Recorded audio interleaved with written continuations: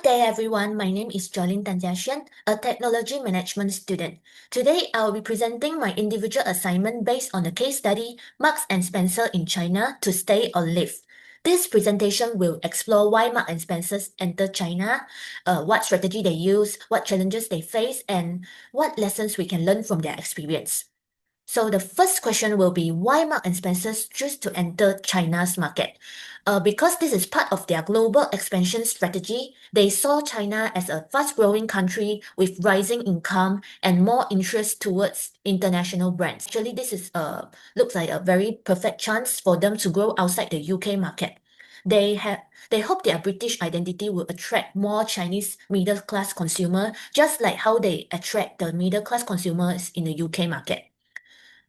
They have a few initial strategies, such as open a large flagship stores in Shanghai, located at the West Nanjing Road, and use the same model as in the UK market. Same store layout, same product mix, and entered without a local partner because they wish they can control the operations fully. They believe that Chinese consumer will appreciate British food and goods, but actually this strategy doesn't really fit well into the local market. Their target group was adults aged 30 and above, but actually this group prefer luxury brands or more trendy options. So this led to a mismatch between what consumer wants and what Marks and Spencer offer to the consumer. They actually ran into many problems because they didn't adapt enough to local preference. For example, their clothing size doesn't fit to Chinese consumer, and many people in China didn't recognize this brand. They also have a stock shortage and supply chain failures. They were slow to respond to e-commerce and online shopping and hurt their competitiveness. Strong competitors like H&M, Zara, and Uniqlo grew faster than them because their style fits Chinese consumers better. So, Marks and Spencer had made some changes to adapt these challenges, like expanding their store to other cities such as Beijing and Guangzhou, and also launching online stores on platforms like Tmall and JD.com. They're also looking for to join a local partner, and instead of growing aggressively, they choose to close some of the underperforming stores and focus on a smaller numbers of locations as their refocused strategy. By looking at the SWOT analysis of Marks and Spencer's, we can know that strong UK brand image and high quality imported goods, wide range of product was their strength, from home products to groceries.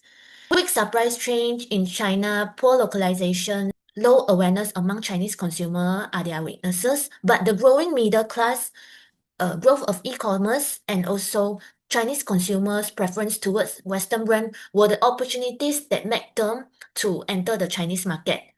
Rapid changes in digital retail markets, intense competition between fashion brands, and also cultural adaptation failure were the traits they faced during the progress. Actually, Marks and Spencer had a few options. One was to exit Chinese market fully to stop further loss. Another was to stay in the market but change their approach, such as to find a local partner to improve their localization. They also should have downsized their physical store presence and focus more on online stores and keep the most successful one for physical stores only, while improving how their offerings to fit Chinese consumer preference. This is the graph showing that the retail sale in China actually dropped during recent years, so the online sales is essential for them to adapt. For other companies, the biggest lesson here is localization is essential. You cannot just copy-paste your home strategy to a new country. Having a local partner can help you to navigate the cultural and business difference easily. It's also important to respond quickly to trends and the shift of e-commerce. Companies should also know their target customers better and be flexible to any changes. They also need to monitor their competitors closely to see the trends that happens in the market from time to time. For global application, Marks and Spencer can actually use what they learn in China to improve their strategy in other countries. They should do deeper research before enter into a new market and form partnership earlier, act faster when trend shift. by customizing their products and branding for each market, I think they have a better chance of achieving long-term success in global expansion strategy. These are my reference, including the case study and also my doctor's is Dr. Sabrina assignment guide. In conclusion, Mark and Spencer's experience in China actually remind us that global expansions require local understanding. Thank you for listening, and I hope you have a good day.